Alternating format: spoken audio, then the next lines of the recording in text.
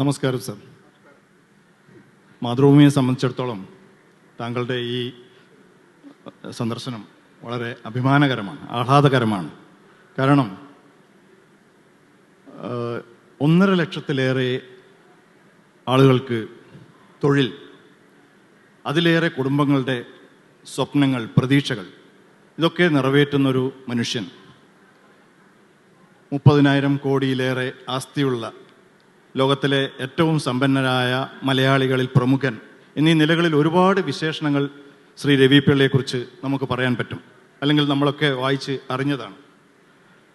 ഇന്നലെ കേരള ഗവൺമെൻറ് താങ്കൾക്കൊരു സ്വീകരണം ഏർപ്പാട് ചെയ്തു, രവിപ്രഭ എന്ന പേരിൽ.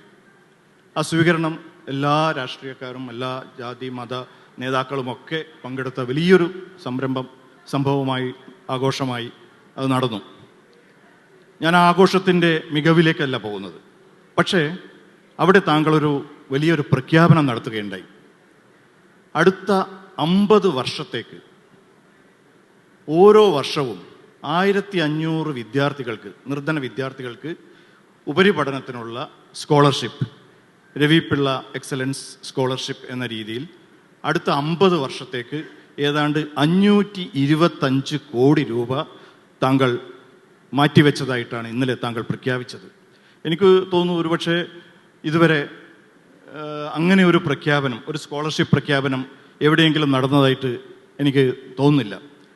അങ്ങനെ ഒരു സ്കോളർഷിപ്പ് പ്രഖ്യാപനം നടത്താൻ താങ്കളെ പ്രേരിപ്പിച്ച ഘടകം എന്താണ്?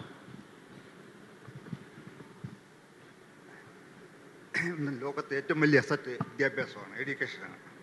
അത് സാധാരണക്കാരെ എഡ്യൂക്കേഷനിൽ മുന്നോക്കം നിൽക്കാൻ വേണ്ടിയാണ് ഈ സ്കോളർഷിപ്പ് പ്രഖ്യാപിച്ചത്. 2025 മുതൽ, ഈ സെപ്റ്റംബർ മുതൽ അടുത്ത 50 വർഷത്തേക്ക് 2075 വരെ 525 കോടി രൂപയാണ് ഞാൻ റിസർവ് ചെയ്തിരിക്കുന്നത്. എല്ലാ വർഷവും സെപ്റ്റംബർ മാസം 1500 കുട്ടികൾക്ക് 10 കോടി 50 ലക്ഷം രൂപ വീതം വിതരണം ചെയ്യും. മുടങ്ങാതെ 50 വർഷത്തേക്ക് ചെയ്യാനുള്ള ഇതുണ്ടാക്കിയിട്ടുണ്ട്. എൻ്റെ വൈഫ് ഗീത, മകൻ ഗണേഷ്, ഡോക്ടർ ആരതി, അവരാണ് അത് കണ്ടിന്യൂ ചെയ്യുന്നത്. ഇന്നലെ ഒരു സ്വീകരണം അതിന് കാരണമായത് ബഹ്റിൻ ഗവൺമെൻറ്റിൻ്റെ ഒരു ബെസ്റ്റ് എഫിഷ്യൻസി ഫസ്റ്റ് ക്ലാസ് പുരസ്കാരം ഒരു വിദേശിക്ക്, ബഹ്റിൻ പൗരനല്ലാത്ത ഒരാൾക്ക് ലഭിക്കുന്ന, ഒരു വിദേശിക്ക് ബഹ്റിൻ സമ്മാനിക്കുന്ന ആദ്യത്തെ പുരസ്കാരമാണ്.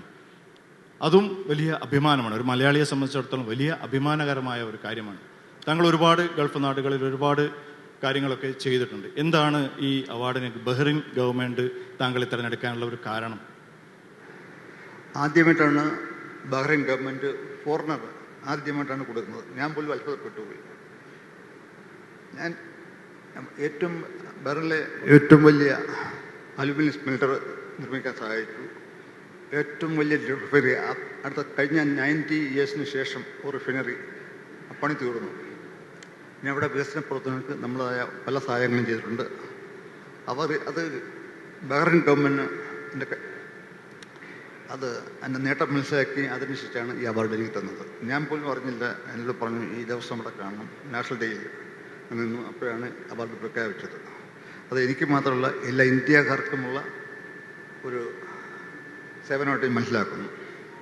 തീർച്ചയായും ബഹ്റിൻ്റെ സാമൂഹ്യ സാമ്പത്തിക മേഖലക്കാകെ തിളക്കം നൽകുന്ന ഒരു വലിയ പ്രോജക്റ്റ് അതെ താങ്കൾ നിർമ്മിച്ച് നൽകി. അത് കൂടാതെ ഏറ്റവും കൂടുതൽ സ്വദേശികൾക്ക് നമ്മൾ ട്രെയിൻ ചെയ്ത സ്വദേശികൾക്ക് ജോലി കൊടുത്തു, വിദേശികൾക്കും ജോലി കൊടുത്തു. അതാണ് എൻ്റെ പ്രധാനപ്പെട്ട കാരണം. കൂടുതൽ ആൾക്കാരെ എംപ്ലോയി കഴിഞ്ഞ 8 വർഷമായിട്ട് എംപ്ലോയി ചെയ്യാൻ സാധിച്ചു, കൂടുതൽ ബഹ്റിൻസിന്. ആണ് മെയിൻ കാരണം. കേരളത്തിലെ ഒരു സാധാരണ ഗ്രാമം, ചവറയിലെ ഒരു പ്രദേശത്ത് ജനിച്ചു വളർന്നു. താങ്കളുടെ കുട്ടിക്കാലം ഞാൻ അറിഞ്ഞിടത്തോളം കൃഷിയും കൃഷിപ്പണികളും ഒക്കെ ആയിട്ടുള്ള ഒരു സാധാരണ ജീവിതം. ഒരുപക്ഷെ ഒരു സമ്പന്ന കർഷക കുടുംബമാണ് താങ്കളുടേത്. 20 ഏക്കറോളം സ്ഥലം താങ്കളുടെ പിതാവിനുണ്ടായിരുന്നു. ആ 20ഓളം ഏക്കറിൽ താങ്കൾ എല്ലാ മറ്റ് ജോലിക്കാരോടൊപ്പം കർഷക തൊഴിലാളികളോടൊപ്പം ജീവിച്ചു, പണിയെടുത്തു. അങ്ങനെ പണി കൂടുതലായപ്പോഴാണോ താങ്കൾ SLC പരാജയപ്പെട്ടു പോയത്, SLC പരീക്ഷ പരാജയപ്പെട്ടു പോയത്? അല്ല, ഈ അന്ന് എഡ്യൂക്കേഷനിൽ കർഷക കുടുംബം ചിലവർ എപ്പോഴും ബിസിയായിരുന്നു, കാലാവസ്ഥ അനുസരിച്ച് ഇത് ചെയ്യാം. എനിക്ക് ഇവർ കർഷകനുള്ള എപ്പോഴും അറിയാം, എല്ലാ പണിയും അറിയാം. ഈ കൂട്ടാനറിയാം. എന്തൊക്കെയായിരുന്നു അന്നത്തെ പ്രധാനപ്പെട്ട പണികൾ? കൂട്ടാനറിയാം, കളപറിക്കാൻ അറിയാം, ഞാറ് നടാനറിയാം, നെല്ല് കൊയ്യാനറിയാം, ഈ കച്ചി ഉണക്കാനറിയാം. കച്ചി എന്ന് പറഞ്ഞാൽ വൈക്കോൽ. അതിൻ്റെ തുറുവുണ്ട്. അത് എല്ലാ പണിയും A to Z എല്ലാ പണിയും കർഷകൻ്റെ നെൽകൃഷി അറിയാൻ പറ്റും. ഇപ്പോഴും സന്തോഷമുള്ളത് പഠിച്ചുകൊണ്ട്. അത് ഒരു 7 വയസ്സ് തൊട്ട് ഞാൻ ജോലി ചെയ്യാൻ തുടങ്ങിയിട്ടുണ്ട്. അതുപോലെ പശുക്കൾക്ക് ഈ തീറ്റുക, പൊച്ച ഉണ്ടാക്കുക, പശുവിനെ കറക്കാൻ ചെയ്യുക, ഇതെല്ലാം അറിയാം. ശരിയായ കർഷകനായിട്ട് വളർത്താനായിരുന്നു അച്ഛൻ്റെ വീട്ടുകാരുടെയും ആഗ്രഹം. അങ്ങനെ അവർ എപ്പോഴും ഓരോ വിളവെടുക്കുമ്പോഴും കൂടുതൽ ലാൻഡ് വാങ്ങും. അതാണ് അവരുടെ പ്രത്യേകത. കുറച്ചുകൂടി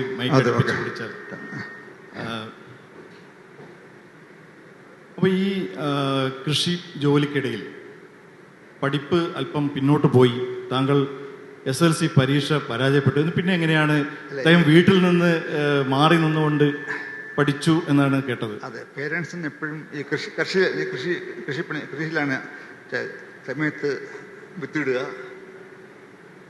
ഉഴുകുക, അതാണ് മെയിൻ പണി. എഡ്യൂക്കേഷൻ സെക്കൻഡറി ആയിരുന്നു. മെയിൻ അവരുടെ നമ്മുടെ ടൈം സ്പെൻഡ് ചെയ്തത് കൃഷിപ്പണിയിലായിരുന്നു. ഈ 10ാം ക്ലാസ് പരീക്ഷയുടെ ദിവസവും ഞാൻ കൃഷിപ്പണി ചെയ്തിട്ടുണ്ട്. പരീക്ഷയുടെ തലേദിവസവും? ആ പരീക്ഷയുടെ ദിവസവും അങ്ങനെയാണ് തുടങ്ങിയത്. അതുകൊണ്ട് 10ാം ക്ലാസ്സിൽ ആദ്യത്തെ പരീക്ഷ തോറ്റുപോയി. അപ്പം ഞാൻ ഇവിടെ നിന്നാൽ പഠിക്കാൻ പറ്റില്ല എന്ന് തന്നെ. അതാണ് 3 മാസം ഒരു ട്യൂട്ടോറിയൽ കോളേജിൽ പോയി നിന്ന് പഠിച്ചാണ് അവിടെ താമസിച്ച് അങ്ങനെ ജയിക്കാൻ സാധിച്ചത്. അല്ലെങ്കിൽ ജയിക്കില്ലായിരുന്നു. കൊട്ടാരക്കരയിൽ പോയി. അപ്പോൾ വീട്ടുകാരുടെ റിയാക്ഷൻ എങ്ങനെയായിരുന്നു? നല്ല റിയാക്ഷനാണ്.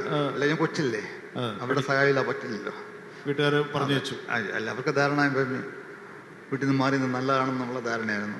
പക്ഷേ എൻ്റെ മനസ്സ് പറഞ്ഞു അതല്ല, പുറത്ത് മാറി നിങ്ങളെ ജീവിതമുള്ളൂ എന്ന്. പക്ഷേ കൊട്ടാരക്കരയിലെ പഠനം ഒരു ചെറിയൊരു വീടിൽ കുറച്ച് കുട്ടികളെല്ലാം ഒന്നായി ചേർന്നുണ്ടല്ലോ. ഒരു തൊട്ടടുത്ത റെയിൽവേ സ്റ്റേഷന് തൊട്ടടുത്തുള്ള ഒരു ചായക്കടയിൽ 3 നേരം ഭക്ഷണം. എങ്ങനെയായിരുന്നു ആ ജീവിതം? എപ്പോഴും കോസ്റ്റ് കൺട്രോൾ ചെയ്യാൻ വേണ്ടി ചെയ്യുന്നു. അന്നേ കോസ്റ്റ് കൺട്രോളിങ് ഉണ്ട്. അതെ, ഇത് പൈസ കുറയ്ക്കാതല്ലാണ്. അതാണ് നിങ്ങൾ രാവിലെ ഒരു ദോശ, ഒരു ചായ, ഉച്ചയ്ക്കാണെങ്കിൽ ഇന്ന് പൊറോട്ട ഉണ്ട്. പൊറോട്ട അന്ന് പാലും വെള്ളം എന്ന് പറയും. അതും ഒരു പഴം കഴിച്ചു കഴിഞ്ഞാൽ പാലിൽ വെള്ളം ഒഴിച്ചിട്ട് അത് ഭക്ഷണം നല്ലതായിരുന്നു. അങ്ങനെ കഴിച്ചിട്ടുണ്ട് ഒരുപാട്. ആ സന്തോഷമായിരുന്നു. 3 മാസം കൊണ്ട് അത് പഠിത്തമായിരുന്നു. പിന്നെ ഈ ആഹാരവും കഴിഞ്ഞാൽ പഠിത്തമായിരുന്നു. അന്ന് ചവറ NP പിള്ളെന്ന് പറയുന്ന ഒരു അങ്ങനെ ആയിരുന്ന കമ്പ്യൂട്ടർ സ്ഥിതിക്ക് നല്ല രീതിയിൽ പഠിക്കാൻ പറ്റി. അതുകൊണ്ട് ജയിക്കാൻ പറ്റി. SLC പരീക്ഷ പാസ്സായി. അതെ. പിന്നെ സ്വാഭാവികമായും കോളേജിൽ പോകണമല്ലോ അല്ലേ? അതെ, കോളേജിൽ പോകാൻ. പക്ഷേ SLC പരീക്ഷ പാസ്സായാലും ആ കാലത്ത് എല്ലാവരും ചെയ്യുന്നത് എംപ്ലോയ്മെന്റ് എക്സ്ചേഞ്ചിൽ പോയി പേര് രജിസ്റ്റർ ചെയ്യുക, എങ്ങനെയെങ്കിലും അടുത്ത ഒഴിവിലൊരു സർക്കാർ ഉദ്യോഗം കരസ്ഥമാക്കുക എന്നുള്ളതാണ്. താങ്കൾ അങ്ങനെ ശ്രമിച്ചില്ലേ? അന്നേ ഞാൻ വിചാരിച്ചു, 10ാം ക്ലാസ്സിൽ ഞാൻ വിചാരിച്ചു ഞാൻ ഒരിക്കലും ഒരു ഉദ്യോഗസ്ഥനാകാൻ പാടില്ല, ഒരു ബിസിനസ് സ്വന്തമായിട്ട് ചെയ്യണമെന്നൊരു ആഗ്രഹം മനസ്സിൽ വന്നിരുന്നു. അതുകൊണ്ട് പേജ് രജിസ്റ്റർ ചെയ്തിട്ടില്ലായിരുന്നു. ഒരു കർഷക കുടുംബത്തിൽ ജനിച്ച് കൃഷിപ്പണിയിൽ വ്യാപൃതനായ ഒരാൾ എങ്ങനെയാണ് ബിസിനസ് സ്വപ്നം കാണുന്നത്? അങ്ങനെ പോന്നു. ഞാൻ എന്തെങ്കിലും ബിസിനസ് ചെയ്തെങ്കിലേ കൃഷിപ്പണി കൊണ്ട് ഒരിക്കലും ജീവിക്കാൻ പറ്റില്ല. അപ്പോൾ എന്തെങ്കിലും ബിസിനസ് തുടങ്ങണമെന്ന് ആഗ്രഹിച്ചു. പല ബിസിനസ്സും പഠിച്ചു. കൊച്ചുനാളിലെ ബിസിനസ് പഠിച്ചു. 20 വയസ്സായപ്പോൾ സ്വന്തമായിട്ട് ചെറിയ ബിസിനസ് ആരംഭിച്ചു. അപ്പോൾ കൊട്ടാരക്കരയിലെ ജീവിതത്തിൽ നിന്ന് കോസ്റ്റ് കൺട്രോളിങ് ഏതാണ്ട് പഠിച്ചത്. പിന്നെ SLC പാസ്സായതിനു ശേഷം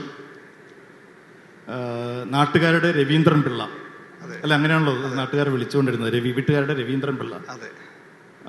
തൊട്ടടുത്ത് അല്പം ബസ്സിൽ പോയി ഉള്ള ശാസ്താംകോട്ട ദേവസ്വം ബോർഡ് കോളേജിൽ പ്രീ ഡിഗ്രിക്ക് ചേരുന്നു. ആ ജീവിതം എങ്ങനെയാണ്? പ്രീ ഡിഗ്രിക്ക് കോളേജിൽ ചേരുമ്പോഴേ അന്ന് ബസ്സിന് പോകണമല്ലോ. അത് ശാസ്താംകോട്ട, ഞാൻ ചവറ പന്മനപ്പുത്തങ്ങ എന്ന് പറയും, അവിടുന്ന് ബസ് കയറേണ്ടത്. അവിടുന്ന് ശാസ്താംകോട്ടയ്ക്ക് പോകാൻ 10 പൈസയാണെന്ന്. ബസ്സിന് വീട്ടിൽ നിന്ന് ബസ് അവിടത്തേക്ക് തിരിച്ചു വരണമെങ്കിൽ 10 പൈസ, അങ്ങനെ 20 പൈസ വീട്ടിൽ തരുള്ളൂ. അപ്പോൾ വീട്ടിൽ ചായ കുടിക്കാൻ പറ്റില്ല. ചോറ് വീട്ടിൽ തന്നെ കൊണ്ടുപോയി ചിക്കൻ എടുത്ത് തിരിച്ചു വരും. ചോറും ഒക്കെ വീട്ടിലേക്ക് കോളേജിലേക്ക് കൊണ്ടുപോകും. നമ്മൾ കൊണ്ടുപോകും, വേറെ ആളില്ല. പക്ഷെ അവിടെ വെച്ചാണെന്ന് തോന്നുന്നു എനിക്ക് ആദ്യത്തെ ബിസിനസ് സംരംഭത്തിന്റെ ഒരു ആരംഭം. അതെ, അന്നാണ്. അങ്ങനെയാണെങ്കിൽ ഇപ്പോൾ ബിസിനസ് മേഖലയിലേക്ക് ഇറങ്ങി ഇതിപ്പോ 2025 എന്ന് പറയുമ്പോൾ 50 വർഷം തികയാണ്. അതും കൂടി കണക്കിലെടുത്തല്ലേ? അതെ. ആദ്യത്തെ ബിസിനസ് നിത്യച്ചിട്ടി എന്നാണ് കേട്ടത്. അതിലൊരു ഫോട്ടോ നേരത്തെ ഇവിടെ കണ്ടു. ആ അനുഭവം ഒന്ന് പറയാമോ? അതിന് ക്യാപിറ്റൽ വേണം. എന്നാണ് ഒരു 10,000 രൂപ വേണം. 10,000 രൂപയും തരില്ല. അതിന് 100 രൂപയ്ക്ക് 5 രൂപ പലിശ, 60% പലിശക്ക് എടുത്തിട്ട് നമ്മൾ കടക്കാർക്ക് കൊടുക്കും. അപ്പോൾ ഈ ക്യാപിറ്റൽ എങ്ങനെ ഉണ്ടായത്? കടം വാങ്ങിയിട്ട്? അത് പലിശക്ക് എടുത്താണ്. എന്നിട്ട് ഓരോ കടക്കാർക്ക് കൊടുക്കും. നമ്മൾ വൈകിട്ട് 6 മണിക്ക് കളക്ട് ചെയ്യാൻ പോകും. ചില 10% ആൾക്കാർ നമ്മൾ ചെല്ലുന്ന സമയമാകുമ്പം അവർ മുങ്ങും. നമ്മൾ വെയിറ്റ് ചെയ്ത് പൈസ വാങ്ങിച്ചു. സന്തോഷമായിരുന്നു. ഞാൻ തന്നെ ആദ്യം ഈ കോളേജിൽ നിന്ന് വന്നിട്ട് ഈ ചിട്ടി പണം പിരിക്കാൻ ഞാൻ തന്നെ പോകും, കുടിക്കാൻ നിൽക്കുമായിരുന്നു. എല്ലാ ദിവസവും വീട്ടിൽ നിന്ന് ഇറങ്ങിക്കഴിഞ്ഞാൽ ഈ പണം കൊടുക്കലും വൈകിട്ട് പണം പിരിക്കലുമാണ്. തിരിച്ച് 10 മണിക്കേ വീട്ടിലെത്തുകയുള്ളൂ. അപ്പോൾ പഠിപ്പും അപ്പോഴൊരു സമാന്തരമായി അങ്ങോട്ട് പോകും. അതെ. അപ്പം അപ്പോഴും ഇച്ചിരി മെച്ചൂർ നമുക്കറിയാം എങ്ങനെ ജയിക്കാൻ അറിയാൻ പറ്റും. ഈ പരീക്ഷയ്ക്കൊരു 3 മാസം മുമ്പ് മൊത്തം പഠിച്ചു തുടങ്ങും. അപ്പോൾ ഈ സാറിൻ്റെ ഈ ചിട്ടി എന്താ പറയാ, ചിട്ടി ഇടപാടുകാരിൽ കോളേജിലെ അധ്യാപകരും ഉണ്ടായിരുന്നു തോന്നുന്നു അല്ലേ? അത് കഴിഞ്ഞിട്ടാണ് ഈ മന്ത്ലി ചിട്ടി. അതിൽ കോളേജ് അധ്യാപകരുണ്ടായിരുന്നു. ഒരുപാട് വിഷയം. കോളേജിന്റെ ഒരു ചിട്ടി വ്യവസായി ആയിട്ട് അല്ല, എല്ലാ കോളേജിൽ എനിക്ക് കുട്ടികൾ ഈ നമ്മുടെ വിദ്യാർത്ഥികളായിട്ട് കൂടുതൽ അധ്യാപകരോട്ടാണ് കൂടുതൽ ബന്ധം. അവർ പലരും സഹായിച്ചിട്ടുണ്ട്. നമ്മൾ ആദ്യം ക്യാപിറ്റലിന് വലിയ ചിട്ടി പിടിക്കാൻ ജാമ്യം വേണം. അത് എൻ്റെ സാറന്മാരാണ് ജാമ്യം നിന്നത്. സാറന്മാർ ജാമ്യം നിന്നു. അങ്ങനെ ആ പൈസ കൊണ്ട് തന്നെ പിന്നെ ചിട്ടി നടത്തി. അപ്പോൾ ആ സമയത്താണ് ശരിക്കും ഈ ചിട്ടി ഈ പണം പിരിക്കാനൊക്കെ പോകുമ്പോൾ ആദ്യമായിട്ടൊരു സൈക്കിൾ വാങ്ങിക്കുന്നത് അല്ലേ? ആദ്യമേ സൈക്കിൾ വേണം. സൈക്കിൾ അത്ര വിലയില്ല, 150 രൂപ കണ്ടേ ഉള്ളു. സൈക്കിൾ നമ്മൾ ചവിട്ടും, ഒരു 1-2 മണിക്കൂർ ചവിട്ടി ചെയ്ത്. എന്നിട്ട് നമ്മുടെ ഒരു ചെറിയൊരു കടയുണ്ട്, ഓഫീസ്. വൈകിട്ട് ആൾക്കാർ പൈസ വാങ്ങാൻ വേണ്ടി വരും. അത് തീർത്തിട്ട് രാത്രി 10 മണിയാകുമ്പോൾ വീട്ടിൽ പോകും. അങ്ങനെ 5 വർഷം ഇല്ല, 2-3 വർഷമേ ഉള്ളൂ. 3 വർഷം ചിട്ടി. DB ശാസ്താംകോട്ട കോളേജിൽ നിന്ന് മൊത്തം പഠിച്ചത് 5 വർഷമാണ്. 5 വർഷം. 2 വർഷം പ്രീ ഡിഗ്രി, 3 വർഷം ഡിഗ്രി. 5 വർഷം കഴിഞ്ഞ് ഒരു BCom ബിരുദധാരിയായി പുറത്തിറങ്ങുമ്പോൾ താങ്കൾ ആദ്യം ചെല്ലുന്നത് പോയി എന്ത് ചെയ്യണമെന്നുള്ളത് കൊല്ലത്തുകാരുടെ ഇതേ പേരുള്ളൊരു മുതലാളിയെ കാണാനാണ്. രവി മുതലാളിയെ. അത് നമ്മുടെ സിനിമക്കാർക്കൊക്കെ അറിയാം, ജനറൽ പിക്ചേഴ്സ് രവി. കൊല്ലത്തുകാരുടെ രവി മുതലാളി. എന്തിനായിരുന്നു അത് ആ യാത്ര? അദ്ദേഹം നല്ല മനുഷ്യനായിരുന്നു. എനിക്കറിയില്ല, അങ്ങനെ വെറും പാവം പിടിച്ച. അപ്പോൾ എവിടെയെങ്കിലും ഒരു സ്മാരകമണിയുണ്ട്, അങ്ങനെ കൊണ്ട് കല്ലിടിക്കും. പിന്നെ നടക്കത്തില്ല. പിന്നെ അങ്ങനെ കല്ലിട്ടുണ്ട്, അങ്ങനെ സ്വന്തം പൈസ കൊണ്ട് ആ ബിൽഡിംഗ് പണിയും. അപ്പോൾ എല്ലാവർക്കും അങ്ങ് വലിയ ഡിമാൻഡാണ്. അപ്പം അദ്ദേഹത്തെ കണ്ടു കഴിഞ്ഞാൽ എന്തെങ്കിലും ബിസിനസ് അങ്ങനെ ഒന്നും ഉപദേശപ്പെടുത്തുന്ന വെച്ചാൽ പോയത്. അങ്ങനെ ഒരു ദിവസം അദ്ദേഹത്തെ പോയി കണ്ട് എന്തിനു വന്നു, നമുക്ക് പരിചയപ്പെടാൻ വേണ്ടി വന്നു. ഓക്കെ, പോയി. അങ്ങനെ കാണാൻ പോയത്. ബിസിനസ് ഒന്നും സംസാരിച്ചില്ല. അത് കഴിഞ്ഞ് ഏറ്റവും അടുത്ത ഫ്രണ്ടായി. അന്നൊന്നും സംസാരിച്ചില്ല. ഇതിനെ കാണാൻ വേണ്ടി പിന്നെ അങ്ങേറ്റ് വരാൻ തുടങ്ങി. അവിടെ അങ്ങനെ അദ്ദേഹത്തിനെ കണ്ടത് ശേഷം ബിരുദധാരിയായി കൊച്ചിയിൽ MBA പഠനത്തിലേക്ക് പോകുന്നു. അതെ. താങ്കളുടെ ഈ ജീവിതത്തിന്റെ അടുത്ത ഘട്ടം കൊച്ചിയിലാണ്. അതെ. അവിടെ MBAക്ക് ചേരുന്നു. അത് ഈവനിങ് കോഴ്സിനാണ് പോയത്. Evening course. അപ്പോൾ അതിനകത്ത് കൂടുതൽ എഞ്ചിനീയേഴ്സ്, അന്ന് FSCTയും കൊച്ചിൻ റിഫറിയുണ്ട്, അവരാണ്. അപ്പോൾ അവരോട് സംസാരിച്ചിട്ട് അങ്ങനെയാണ് ഈ ബിസിനസ് ഐഡിയ കൺസ്ട്രക്ഷൻ ഡിവിഷനിലേക്ക് പോയത്. അപ്പോൾ അവിടെ അവരുടെ സഹായത്തോടു കൂടിയാണ് പിന്നെ അവിടെ കരാർ ജോലി. അതിൻ്റെ ഐഡിയാസ് കിട്ടി എന്താ വേണമെന്ന്. അങ്ങനെയാണ് സ്വന്തമായിട്ട് തുടങ്ങിയത്. അന്ന് പ്രീ ക്വാളിഫൈ ചെയ്യണം. അതിനൊരു പിഷാരടി എന്ന് പറഞ്ഞ ഒരാളെ കണ്ടുപിടിച്ചു. അയാൾ ഈ കോൺട്രാക്റ്റാണ്, അവിടെയുള്ള കോൺട്രാക്ട്. അപ്പോൾ അങ്ങനെ രവി ആൻഡ് പിഷാരടി ഒരു കമ്പനി ഉണ്ടാക്കി. അപ്പോൾ അയാൾക്ക് ലാഭത്തിൻ്റെ വീതം കൊടുക്കാന്ന് പറഞ്ഞു. അങ്ങനെ രവി ചിറ്റ്സ്, പിന്നെ രവി ആൻഡ് പിഷാരടി. ആദ്യത്തെ വർക്ക് FSCT കിട്ടിയത് അങ്ങനെയാണ്. അതെ, ഒരു FSCT ഒരു ഇത് വേണം എക്സ്പീരിയൻസിന് വേണ്ടി. അത് കഴിഞ്ഞ് എൻ്റെ സ്വന്തം കമ്പനിയായിട്ട് തുടങ്ങി. അത് കൊച്ചി റിഫൈനറി, FSCT, ഇപ്പോൾ ഒരു പേര് നല്ല പൈസ ഉണ്ടാക്കി. അങ്ങനെ ആദ്യം വെള്ളൂർ ന്യൂസ് പ്രിൻ്റ് തുടങ്ങുന്നത്. അത് എല്ലാ എഞ്ചിനീയേഴ്സും മനേഴ്സും എല്ലാം ഡൽഹി, രാജസ്ഥാൻ അങ്ങനെയുള്ള ആൾക്കാരാണ്. അപ്പോൾ അവരിൽ നിന്നും സംസാരിച്ച് നല്ല ഐഡിയാസ് കിട്ടി. അങ്ങനെ ആദ്യത്തെ വെല്ലൂർ ന്യൂസ് പ്രിൻ്റ് കല്ലടിയിൽ മുതൽ വർക്കുകൾ കിട്ടി. ധാരാളം പ്രോജക്റ്റ് കഴിഞ്ഞ് ഇഷ്ടംപോലെ ലാഭം കിട്ടാൻ തുടങ്ങി. അപ്പോൾ ലോക്കൽ കോൺട്രാക്ടേഴ്സ് ഇഷ്യൂ ഉണ്ടാക്കി, ലേബർ സ്ട്രൈക്ക് ഉണ്ടായി. അങ്ങനെ ഉള്ള പൈസ എല്ലാം കൊടുത്തിട്ട് അങ്ങനെ ഞാൻ ഗൾഫിലേക്ക് പോകുന്നത് 1977 ലാസ്റ്റ് അങ്ങനെയാണ് ബോംബെ വഴി പോയത്. അപ്പോൾ ഗൾഫിൽ അന്ന് പരിചയക്കാരും ഉണ്ടാവോ? ഒരു മനുഷ്യനും ഇല്ല. സൗദി പോയി അന്ന് ഓയിൽ സാധ്യതയുണ്ടെന്ന് പറഞ്ഞ് ഈ സൗദിയുടെ ഓയിലിൻ്റെ ആസ്ഥാനം ദഹ്റാനിലാണ്. അതാണ് 6ാം ബസ് ചെയ്ത് അവിടെയാണ്. അതനുസരിച്ചാണ് ഞാൻ അൽക്കോബാറിലേക്ക് വരുന്നത്. അങ്ങനെ അവിടെ ചെന്നു. ഒരു 6 മാസത്തിനകത്ത് പുതിയ ബിസിനസ് തുടങ്ങി പഠിച്ചതിന് ശേഷം. ആദ്യമായിട്ട് ഒരു 150 ആൾക്കാർ നാഗർകോവിൽ നിന്ന് സ്ഥലമുണ്ട്. നമ്മുടെ തിരിച്ച് നാട്ടിലേക്ക് വന്നിട്ട് ആൾക്കാരെ 150 ആൾക്കാർ റിക്രൂട്ട് ചെയ്തു. അതാണ് ആദ്യത്തെ തുടക്കം. അതിൽ പല ആൾക്കാരും ഇപ്പോഴും എൻ്റെ കൂടെ ജോലി ചെയ്യുന്നുണ്ട്. അതാണ് നമ്മൾ ഏറ്റവും ഫസ്റ്റ് വിശ്വസ്തരായ ആൾക്കാർ. അതാണ് ആദ്യത്തെ 150 പേര്. അതെ. അന്ന് എങ്ങനെയായിരുന്നു അതിൻ്റെ അവരുടെയൊക്കെ സെലക്ഷൻ എങ്ങനെയായിരുന്നു? ഏത് കാറ്റഗറിയിലേക്കാണ് കൊണ്ടുപോയത്? അത് ഞാൻ തന്നെ അന്ന് സ്ഥലത്തായിരുന്നു. ഇത് മെയിൻലി ഫസ്റ്റ് എഞ്ചിനീയേഴ്സ് വേണം, പിന്നെ മേസൺ, കാർപ്പൻറ്റർ. ആദ്യത്തെ വർക്ക് കിട്ടിയത് ദഹ്റാൻ എയർപോർട്ടിൽ ആങ്കേഴ്സിൻ്റെ ഈ വാർപ്ലെയിൻ അണ്ടർഗ്രൗണ്ട് വേണം, അതിൻ്റെ ആങ്കേഴ്സ്. അത് ഫ്രഞ്ച് കമ്പനിക്കാണ് ആ വർക്ക് കിട്ടിയത്. അവരൊരു പരിചയപ്പെട്ടി വർക്ക് ചെയ്തു. ആ ഫ്രഞ്ച് കമ്പനിയായിട്ട് 20 വർഷം ജോലി ചെയ്തു. അപ്പം അതിൻ്റെ തുടക്കമാണ്. അത് കഴിഞ്ഞിട്ട് റോയൽ ടെർമിനൽ റിയാലിറ്റി കിട്ടി ചെയ്തു. ഫ്രഞ്ച് എംബസി റിയാലിറ്റി ചെയ്തത് ഞാനാണ്. പിന്നെ ഗ്രോത്തായി. അത് കഴിഞ്ഞിട്ടാണ് ഇൻഡസ്ട്രിയൽ സെക്ടറിലേക്ക് ഇറങ്ങിയത്. 150 പേരെ നാഗർകോവിൽ നിന്ന് കൊണ്ടുപോയി. ഏതാണ്ട് 45 വർഷമായി. ഇപ്പോഴും 1.5 ലക്ഷത്തിലേറെ പേർ താങ്കളോടൊപ്പം ജോലി ചെയ്യുന്നു വിവിധ രാജ്യങ്ങളിൽ. ഒരു 2 ലക്ഷമെങ്കിലും ആവുമെന്ന്, അത്രയാക്കി മാറ്റണമെന്ന് താങ്കൾ സ്വപ്നം കാണുന്നതായി അല്ലെങ്കിൽ താങ്കൾ ലക്ഷ്യമിടുന്നതായി ഈയിടെ താങ്കൾ തന്നെ ഒരു ഇന്റർവ്യൂവിൽ പറഞ്ഞു കേട്ടു. എങ്ങനെയാണത് 2 ലക്ഷം? എനിക്ക് ഏറ്റവും വലിയ സന്തോഷം ഏറ്റവും കൂടുതൽ ആൾക്കാർ ജോലി കൊടുക്കുക, അതിലാണ് സന്തോഷം. ഞാൻ മുഖാന്തരം 10,000 അല്ല ലക്ഷക്കണക്കിന് കുടുംബങ്ങൾ നല്ല രീതിയിൽ അവരുടെ ജീവിത നിലവാരം മെച്ചപ്പെടുത്താൻ സാധിച്ചിട്ടുണ്ട്. ഇന്ത്യയിലെ നേപ്പാൾ, യൂറോപ്പിൽ, ഫിലിപ്പീൻസിൽ. അതാണ് ഏറ്റവും വലിയ സന്തോഷം. അതൊരു വലിയ ഒരു സന്തോഷം ചെയ്യുന്ന കാര്യമാണ്.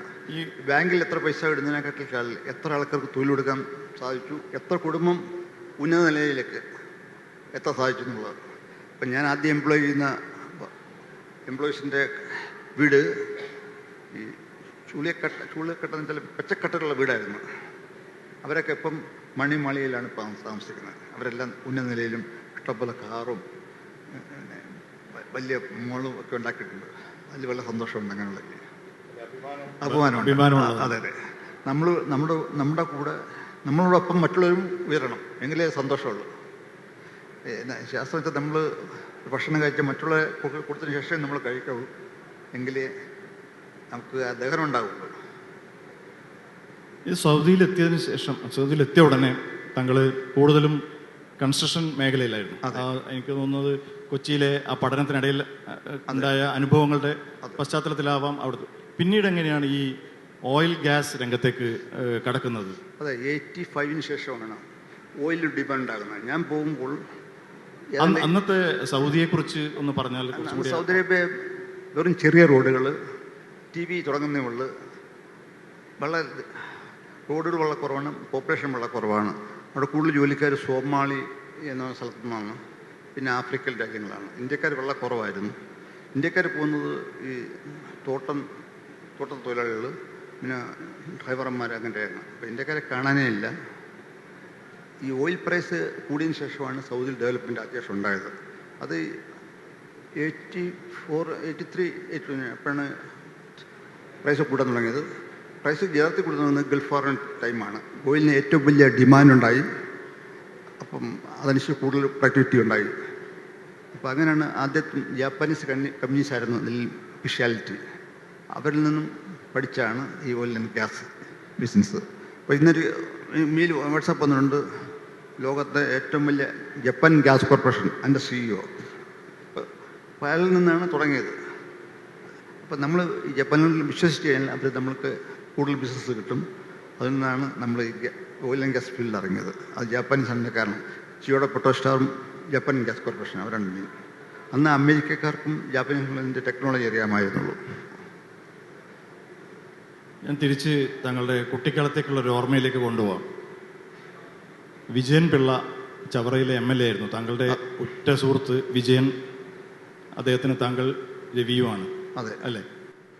നിങ്ങൾ രണ്ടുപേരും 6ലോ 7ലോ മറ്റോ പഠിക്കുമ്പോഴാണ് ആദ്യമായി വീട്ടുകാരറിയാതെ ഒരു സിനിമയ്ക്ക് പോകുന്നത്. അതെ, ചവറയിലെ ഒരു ടാക്കീസിൽ സത്യനും രാഗിണിയും അഭിനയിച്ച ഭാര്യ എന്ന സിനിമ. അതെ, അന്നാണ് ആദ്യമായി ഒരു ബീഡി വലിക്കാൻ തോന്നിയത്. ഒരു സ്വാതന്ത്ര്യം പ്രഖ്യാപനം. ആ ബീഡി വലി അതോടുകൂടി നിർത്തിയോ? അന്ന് സ്കൂൾ ആനിവേഴ്സറി കൊണ്ട് 2 ദിവസം അന്ന് അവധിയാണ്. ഇപ്പോൾ രാത്രി 6 തൊട്ട് 10 മണി വരെയാണ് അന്ന് വീട്ടിൽ നിന്ന് പുറത്തിറങ്ങാൻ പറ്റുള്ളൂ. സ്വാതന്ത്ര്യമുള്ള ദിവസമാണ്. അന്ന് ഇപ്പോൾ ഈ നമ്മുടെ നാട്ടിൽ ഈ അടക്കമത്തിൽ പാക്കെന്ന് പറയും. ഈ പാക്ക് അടക്ക അത് തറ വീഴും. അത് വിറ്റാണ് ഈ പൈസ ഉണ്ടാക്കുന്നത്. അങ്ങനെയാണ് ഞങ്ങൾ പടം കാണാൻ പോയത്. ആദ്യം 3 വീഡിയോ വാങ്ങിച്ചു. അപ്പോൾ ഞങ്ങൾ ആഘോഷിക്കാൻ പോയി വീഡിയോ വിളിച്ച് അതടുത്ത് ഒറ്റ കയറി വിളിച്ചു. അന്ന് ഫിലിം കാണാൻ പോയത് തിയേറ്ററിൽ അതിൻ്റെ ഏറ്റവും ഫ്രണ്ടിൽ പോയിരുന്നു കാണാൻ വേണ്ടി. തിയേറ്റർ അറിയില്ല എങ്ങനെയാണ് ഇരിക്കുന്നത് അറിയില്ല. അതെ, അതാണ് ആദ്യം ഭാര്യ എന്ന് പറഞ്ഞ സിനിമ. അന്ന് ചവറൽ KC ടാക്സി ഉണ്ടായിരുന്നു. അന്ന് പോയി കണ്ടത്. അതോടുകൂടി പുകവലി അവിടെ ഞാൻ ഒന്നും അപ്പത്തല്ല അതോടുകൂടി ഉപയോഗിച്ചിട്ടില്ല. പക്ഷേ അവിടെ തുടങ്ങിയൊരു ഭ്രമം, ഒരു പ്രണയം, സിനിമയോടുള്ള പ്രണയമാണ്. അതെ അല്ലേ? അതെ. താങ്കൾ ഒരുപാട് സിനിമാ താരങ്ങളുമായും ഒക്കെ അടുത്ത് ഇടപഴകുന്ന ഒരാളാണ്. ഇതിനൊക്കെ മുമ്പ് തന്നെ താങ്കളൊരു സിനിമാ നിർമ്മാതാവുമായിരുന്നു ആദ്യം. അത് ഒരു പ്രധാനപ്പെട്ട ഒരു പ്രശസ്തയായ നടി താങ്കളുടെ. അതുകൂടി പറയുമ്പോൾ ആൾക്കാർക്ക് ഒരു കൗതുകം ഉണ്ടാവും. അതിൻ്റെ മെയിൻ കാരണം വിജയൻ പടം വേണം. ഞാൻ ഉർവശി നമ്മൾ അറിയുന്ന ആളാണ്. അതെ, അദ്ദേഹവും സിനിമാ ഭ്രാന്തനാണ്. അങ്ങനെ വിജയനാണ് മെയിൻ. അങ്ങനെ ഇൻവെസ്റ്റ് ചെയ്ത ഞങ്ങൾ, ഞാനും വിജയനും കൂടെ. ഉർവശിയായിരുന്നു പാർട്ട്ണർ. അങ്ങനെ തുടങ്ങിയതാണ്. അതിന്റെ പേര്, ഫിലിം കമ്പനിയുടെ പേരെന്തായിരുന്നു? ഉർവാര. ഉർവശി, വിജയൻ, രവി, അങ്ങനെയാണ് ഉർവാര ഫിലിംസ്. നഷ്ടമുണ്ടായില്ല, നല്ല രീതിയില്ല. ഇന്നലെ താങ്കൾ രവിപ്രഭ എന്ന താങ്കളുടെ ഈ ആഘോഷ ചടങ്ങിൽ പങ്കെടുക്കാനായി മാത്രം മോഹൻലാൽ ഷൂട്ടിങ്ങിനിടയിൽ ബോംബെയിൽ നിന്ന് തിരുവനന്തപുരം വരെ വന്നിട്ടുണ്ട്. അതിന് മാത്രമായിട്ട് മോഹൻലാലിനോടൊരു വാത്സല്യമുണ്ടോ താങ്കൾക്ക്? അല്ലെങ്കിൽ മോഹൻലാലിന് താങ്കളോടൊരു വലിയ ആദരവുണ്ടോ തോന്നുന്നു അല്ലേ? മോഹൻലാൽ ഞാനിവിടെ 10-20 വർഷത്തെ സ്നേഹബന്ധമാണ്, ഒരു സഹോദര ബന്ധമാണ്. എപ്പോഴും തമാശ വിളിക്കാറുണ്ട്. ആ ഫ്രണ്ട്ഷിപ്പ് എപ്പോഴും കീപ്പ് ചെയ്യുന്നു. ഞാൻ വിളിച്ചിട്ടില്ല മോഹൻലാലിൽ അറിഞ്ഞിട്ടും സ്വന്തമായിട്ട് വന്നതാണ്. ഒരു നല്ല മനസ്സിൻ്റെ ഉടമയാണ് മോഹൻലാൽ. ഈ സിനിമ താങ്കൾ വീട്ടിൽ കേട്ടിടത്തോളം എല്ലാ തിരക്ക് കഴിഞ്ഞാൽ മറ്റ് വലിയ മീറ്റിങ്ങുകളോ യാത്രകളോ ഒന്നും ഇല്ലെങ്കിൽ എല്ലാ ദിവസവും താങ്കളൊരു സിനിമ കാണും. അതെ, വീട്ടിലിരുന്ന് സിനിമ കാണും. അതെ. തിയേറ്ററിൽ പോവാറേ ഇല്ല തോന്നുന്നു. തിയേറ്ററിൽ പോകാറില്ല, സമയമില്ല. അത് എപ്പോഴും രാത്രി ബഹ്റൈൻ ടൈം 9:30 കഴിഞ്ഞിട്ടാണ് തുടങ്ങുന്നത്. അപ്പോൾ പിന്നെ ഫോണിൻ്റെ ശല്യം ഉണ്ടാകുന്നില്ല. എല്ലാം മറന്ന് എല്ലാ ദിവസവും ഞാൻ ബഹ്റൈനിലോ ദുബായിലോ ഉണ്ടെങ്കിൽ ഒരു ഫിലിം കാണും. ഏതുതരം സിനിമ കാണാം? എല്ലാ ഫിലിം അങ്ങനെയൊന്നുമില്ല, കിട്ടുന്നതെല്ലാം. എന്നാലും കൂടുതൽ താല്പര്യം കോമഡി? കോമഡിയാണ് കൂടുതൽ ഒരു മനസ്സിനൊരു ഉല്ലാസം. അതെ. പിന്നെ ഈ ദുഃഖമുള്ള പടം കാണാൻ പ്രയാസമാണ്, അത് കാണില്ല. സങ്കടം കാണാൻ വയ്യ. ആ ഫിലിം കണ്ട എൻജോയ്മെന്റ് പോകും. യാത്രകളിലും ഈ സിനിമ ഫ്ലൈറ്റിലൊക്കെ പോകുമ്പോൾ ഇപ്പോൾ അത് ഞാൻ പോകുന്നത് എമിറേറ്റ്സിൻ്റെ, ഞാൻ IO പെർഷ്യൻ മെമ്പറാണ്. അപ്പോൾ അത് ഞാൻ പോകുമ്പോൾ ഫസ്റ്റ് ക്ലാസ് അതിനകത്ത് ഇഷ്ടം പോലെ. അമേരിക്കയിലൊക്കെ പോയ ദിവസം 3 പടം കാണും ഒരു യാത്രയില്ല. ഇങ്ങോട്ടൊരു 6 ഫിലിം. ഒരു യാത്ര കൊണ്ട് 6 സിനിമയും കാണും. മീറ്റിങ്ങുകൾ നടക്കും. അതെ, അതനുസരിച്ച് എല്ലാ പടവും നമ്മൾ സെലക്ട് ചെയ്യാൻ പറ്റും. നമ്മൾ റിക്വസ്റ്റ് ചെയ്താൽ പുതിയ പടങ്ങൾ അതിനകത്ത് ലോഡ് ചെയ്യും. അവർ ലോഡ് ചെയ്തു. അപ്പോൾ അതനുസരിച്ച് കാണാൻ പറ്റും. അതും ചോദിക്കും നിങ്ങൾ ചോയ്സ് എന്താണെന്ന് ചോയ്സ് പറ്റും. അത് ചോയ്സ് ഭക്ഷണം എന്നൊക്കെ ചോയ്സ് ചെയ്യാൻ അവർ ഡ്രസ് ചെയ്യും. പടം 3-4 നമ്മൾ ചോയ്സ് കൊടുക്കും. തിരിച്ചു വരുമ്പോൾ 4 കാണാൻ പറ്റും. മിനിമം 6 ഫിലിം നമ്മൾ കാണും. ഒരു യാത്രയിൽ 6 സിനിമ ആണ്. അപ്പോൾ മിക്കവാറും ഒരു മാസം ഒരു കാരണം വെച്ചാൽ ഒരു യാത്ര 12 മണിക്കൂറൊക്കെ ആവും. അതുകൊണ്ടാണ് സമയം കിട്ടുന്നത്. അത് അമേരിക്കയിൽ പോകും, സ്റ്റേറ്റ്സിൽ പോകുമ്പോൾ മാത്രമേ ഉള്ളൂ. ഇപ്പോൾ UK ആണെങ്കിൽ 6 മണിക്കൂർ അല്ലെങ്കിൽ 7 മണിക്കൂർ, അപ്പം 2 പടം കാണും. താങ്കളുടെ എല്ലാ യാത്രകളും ഇങ്ങനെ പരമാവധി സമയം ലാഭിച്ചുകൊണ്ട് ചെയ്യുന്ന യാത്രകളാണെന്ന് തോന്നുന്നല്ലേ? അവിടുത്തെ മീറ്റിംഗ് പ്രാദേശിക സമയത്തിനനുസരിച്ച് യാത്രകൾ. Time is money. ടൈം പ്രോപ്പറായിട്ട് പ്ലാൻ ചെയ്യും. അപ്പം എപ്പോഴും മൺഡേയിൽ യൂറോപ്പിലെത്തത്തുള്ളൂ. മൺഡേ അതനുസരിച്ച് യാത്ര ചെയ്യുള്ളൂ. അതനുസരിച്ച് രാവിലെ രാത്രി ഒരു 12 മണിക്ക് എത്തിക്കഴിഞ്ഞാൽ രാവിലെ ജോലിക്ക് പോകാൻ പറ്റും. ആ മീറ്റിംഗ് കഴിഞ്ഞ് തിരിച്ചു വരാൻ പറ്റും. ഈ മീറ്റിങ്ങിലൊക്കെ വളരെ താങ്കൾ മിക്കവാറും അത്തരം ഫോട്ടോസിലൊക്കെ കാണുന്നത് ഫുൾ സ്യൂട്ടിലാണ് താങ്കൾ. അതെ. ഇപ്പം ഇങ്ങനെ ഇവിടെ മുണ്ടും ഷർട്ടൊക്കെ ഇട്ട് വരുമ്പോൾ ഒരു കൂടുതൽ കംഫർട്ടബിൾ തോന്നും. നാട്ടിൽ വരുമ്പോൾ കംഫർട്ടബിൾ ആണെന്ന് തോന്നുന്നുണ്ടോ? കംഫർട്ടബിളാണ്, തീർച്ചയായിട്ടും. സൂട്ട് യൂറോപ്പിൽ സൂട്ട് ആവശ്യമാണ്. എന്നുവെച്ചാൽ അവിടെ കാലാവസ്ഥ, മീറ്റിങ്സ് അവർ ഇപ്പം നമ്മൾ കാണുന്ന ഒരാൾ നോക്കും നമ്മൾ ഏത് രീതി ഡ്രസ്സാണ് ധരിക്കുന്നത്, ഏത് സൂട്ടാണ് ധരിക്കുന്നത്, ഏത് വാച്ചാണ്, ഏത് ഷൂ ആണ്, അത് നോക്കും. അതനുസരിച്ച് ഒരാൾ അസസ് ചെയ്യുന്നത്. നമ്മളൊന്നാമത് ഇന്ത്യക്കാരാണ്, ബ്ലാക്ക് കളറാണ്. നമ്മൾ ഇതാണ് ഒരാൾ നോക്കുന്നത്. First impression is the best impression. അതാണ് മെയിൻ കാരണം. ഒരു മീറ്റിങ്ങിന് പങ്കെടുക്കുമ്പോൾ താങ്കൾ ചെയ്യുന്ന ഹോംവർക്ക് എന്താണ്? നമ്മൾ ഏത് മീറ്റിങ്ങിന് പോകും, എന്തിനു പോകുന്നു, ആ മീറ്റിംഗ് നമ്മൾ പഠിക്കുക, എങ്ങനെ ക്വസ്റ്റ്യൻ ആൻസർ ചെയ്യുക, അതെല്ലാം പഠിച്ചിട്ട് മാത്രമേ പോകാവൂ. ഒന്ന് കമ്മിറ്റ് ചെയ്താൽ മാറാൻ പറ്റില്ല. കമ്മിറ്റ്മെൻറ്റ് ഈസ് വെരി ഇമ്പോർട്ടൻറ്റ് ബിസിനസ്സിൽ. അത് കമ്മിറ്റ് ചെയ്താൽ നമ്മൾ വിത്തിൻ നോ ടൈം നമ്മൾ കമ്മിറ്റ് ചെയ്യണം. ആ കമ്മിറ്റ് ചെയ്ത് നമ്മൾ അവിടെ നിന്ന് വാക്ക് കൊടുത്താൽ ചെയ്തിരിക്കണം. അത് എക്സ്പീരിയൻസ് കൊണ്ട് ഈസിയർ ഉണ്ടാവും. താങ്കൾ ഗൾഫിലെത്തിയതിന് ശേഷം അല്പം സമ്പാദ്യങ്ങളൊക്കെ കൂടിയപ്പോൾ നാട്ടിലൊരു വീട് വെച്ചു. ആ വീട്ടിൻ്റെ പേര് ആരതി എന്നാണ്. അതെ. പിന്നീടും വർഷങ്ങൾക്ക് ശേഷമാണ് മകൾ ജനിക്കുന്നത്. അതെ. മകളുടെ പേരും ആരതി എന്നാണ്. അതെ. ഈ ആരതി എന്ന വാക്കിനോട് എന്താ ഇത്ര വലിയൊരു ആകർഷണം തോന്നിയത്? എങ്ങനെയാണ് ഈ ആരതിയെക്കുറിച്ച് മനസ്സിലാവുന്നത്? അത് ഞാൻ ഫസ്റ്റ് ഗൾഫിൽ പോയപ്പോൾ ആദ്യം 1978 ഞാൻ സിംഗപ്പൂരിൽ പോയിരുന്നു. ഗൾഫിൽ സൗദിയിലിരിക്കാൻ? സിംഗപ്പൂരിൽ പോയിരുന്നു. അപ്പോൾ ഞാൻ ഒരു സ്വർണ്ണക്കട, ചൈനീസിൻ്റെ തിരുപ്പതി വെങ്കടേശനാണ് അവിടുത്തെ ഇത്. ആരതി എന്തോ വെച്ചാൽ ആരതി ഊതുന്നു, അത് കണ്ടതാണ്. അങ്ങനെ ആരതി പേര് ആകർഷണമായത്, മനസ്സിലേക്ക് ഒന്ന് വന്നു. അങ്ങനെയാണ് മകൾക്ക് ആരതി എന്ന പേരിട്ടത്. ഡോക്ടർ ആരതി പിള്ളയുടെ വിവാഹം ആ കാലത്ത് മാധ്യമങ്ങളിലെ വലിയ വാർത്തയായിരുന്നു. അതെ. ഏതാണ്ട് താങ്കൾ പുറത്തു പറയുന്ന കണക്കനുസരിച്ച് 55 കോടിയോളം അത് ചെലവഴിച്ച് ലോകത്തിൻ്റെ വിവിധ ഭാഗങ്ങളിൽ നിന്നുള്ള അതിഥികൾ, സെലിബ്രിറ്റീസൊക്കെ വന്നിട്ടുള്ള ഒരു വലിയ വിവാഹം കൊല്ലം ആശ്രാമ മൈതാനത്തും തിരുവനന്തപുരത്തും കൊച്ചിയിലുമൊക്കെ വലിയ ആഘോഷമായി നടത്തി. അത്ര തന്നെ അല്ലെങ്കിൽ അതിനോളം തുക ജീവകാരുണ്യ പ്രവർത്തനങ്ങൾക്കായിട്ട് നിരവധി വിവാഹങ്ങൾക്കും ചെലവാക്കി. എന്താണ് അങ്ങനെ ഒരു വിവാഹം, അങ്ങനെ ഒരു ഇത്രയും ലാർജ് സ്കെയിൽ? ഒരുപക്ഷെ കേരളത്തിൽ അങ്ങനെ ഒരു അതുവരെ ഒരു വിവാഹം നടത്തിയെന്ന് തോന്നുന്നില്ല. എനിക്ക് ലോകത്തിൽ ഒരുപാട് ഫ്രണ്ട്സ് ഉണ്ട്, നല്ല നല്ല രീതിയിലുള്ള ആൾക്കാർ. അവർക്ക് ഇന്ത്യ വരണം എന്നൊരു ആഗ്രഹമുണ്ട്. അപ്പോൾ ഈ കല്യാണം ഒരു കാരണമാക്കി അവരെല്ലാം വന്നു. പക്ഷേ ചാർട്ടേഡ് ഫ്ലൈറ്റ് ബുക്ക് ചെയ്തിട്ടാണ് എല്ലാവരും വന്നത്. ഈ കല്യാണത്തിന് മുമ്പ് നമ്മുടെ നാട്ടിൽ ധാരാളം ആൾക്കാർ കഷ്ടപ്പെട്ടിട്ടുണ്ട്. അവരെ ഹാപ്പി ആക്കിയതിന് ശേഷമാണ് നമ്മുടെ കല്യാണം നടത്തിയത്. കംപ്ലീറ്റ് കൊല്ലം ജില്ലയിൽ എല്ലായിടത്തും ഒരു വലിയ എമൗണ്ട് ഈ കല്യാണത്തിൻ്റെ ചിലപ്പോൾ അത്ര എമൗണ്ട് നമ്മൾ ചാരിറ്റി കൊല്ലം ജില്ലയിലും കൊല്ലം, ട്രിവാൻഡ്രം, കാലിക്കറ്റ് വരെ കൊടുത്തതിന് ശേഷമാണ് ഞാൻ തന്നെ കൊടുത്തിട്ടാണ് ഈ കല്യാണം നടത്തിയത്. ആ രവിപിള്ള ഫൗണ്ടേഷൻ ഇപ്പോഴും ജീവകാരുണ്യ പ്രവർത്തനങ്ങൾ ഒരുപാട് ചെയ്യുന്നുണ്ട് അല്ലേ? അതെ. പള്ളികളിൽ ചെയ്യുന്നുണ്ട്, അമ്പലങ്ങളിൽ ചെയ്യുന്നുണ്ട്, മറ്റ് സംഘടനകളുടെ ആവശ്യങ്ങളൊക്കെ താങ്കൾ സഹായം പരമാവധി ചെയ്യുന്നുണ്ട്. ഈ സെലക്ഷൻ പ്രോസസ്സ് എങ്ങനെയാണ്? താങ്കൾ നേരിട്ട് ചെയ്യുകയാണോ അല്ലെങ്കിൽ? ഇല്ല, അതിനൊരു കമ്മിറ്റി വെച്ചിട്ടുണ്ട്. ആ കമ്മിറ്റിയിലാണ് ആൾക്കാരെ സെലക്ട് ചെയ്യുന്നത്. നമ്മൾ കേരളം കണ്ടതിൽ ഏറ്റവും നല്ല വലിയ 2 കല്യാണം നടത്തിയിരുന്നു. കല്യാണം നടത്തിയും അവർക്ക് ജോലി ഗൾഫിൽ കൊടുക്കുകയും ചെയ്തിരുന്നു ആദ്യം. പിന്നെ ധാരാളം വീടുകൾ വെച്ച് കൊടുത്തിട്ടുണ്ട്. പിന്നെ ഹോസ്പിറ്റൽ, അതിന് ഏറ്റവും കൂടുതൽ പൈസ ഹോസ്പിറ്റലിലെ മെഡിസിന് വേണ്ടി കൊടുക്കാറുണ്ട്. ഇനിയും കൊടുത്തുകൊണ്ടേയിരിക്കും. ചാരിറ്റി പ്രവർത്തനങ്ങൾ കൂടുതൽ കൊടുത്തോണ്ടിരിക്കുക.